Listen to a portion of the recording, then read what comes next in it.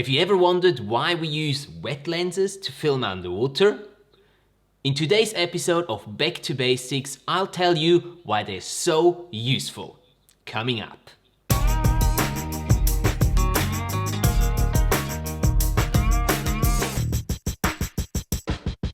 Hi and welcome back to the Underwater Filmmaking School and today's Back to Basics episode. Thank you very much for tuning in again. In today's video, we'll talk about wet lenses. Now, first of all, what are wet lenses? Wet lenses are pieces of gear that we put in front of our underwater camera housing. There needs to be a film of water in between the housing and the lens to properly work. And then we can make our underwater camera housing a lot more versatile by actually using it to film small critters, macro stuff, as well as wide angle stuff. Now, because wet lenses do need that water in between the lens and the housing, they are exchangeable underwater, which is great because now it means that I can film a tiny little seahorse one moment and then take my macro wet lens off, put my wide angle wet lens on there and start filming the big whale shark that's passing by. And that is normally not possible if you're filming with a mirrorless or a DSLR system where you've got a fixed lens inside. So I said it already, we differentiate between two different types of wet lenses, our macro wet lenses and our wide angle wet lenses. Macro obviously magnifies whatever we are filming underwater so we can have a better, closer, more detailed look at our little critters, and the wide angle wet lens will give us a wider field of view. Now, when we take our camera underwater, because of the refraction of the light, our field of view that we have on land shortens, gets narrower. And with the wide angle lens, we can just re-establish that to the normal field of view that we have on land.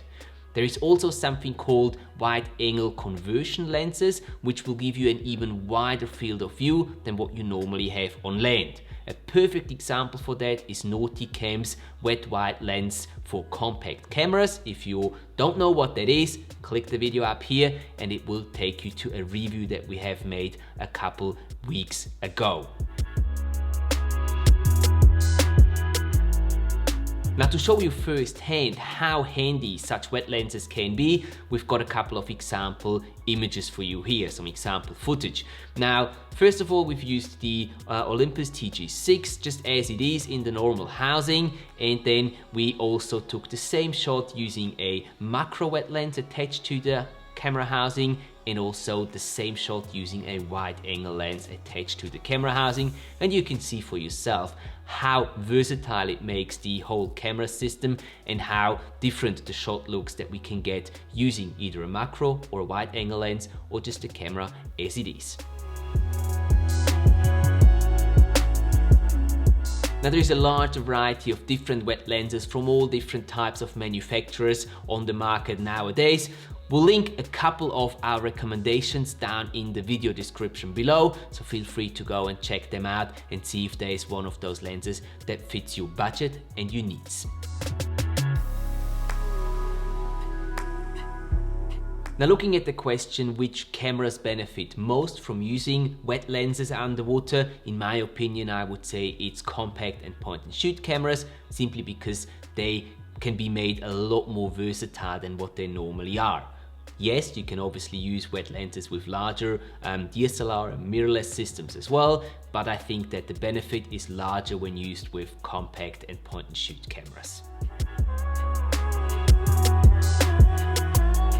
And last but not least, looking at the care of your underwater wet lenses, well, there's not really much to say there.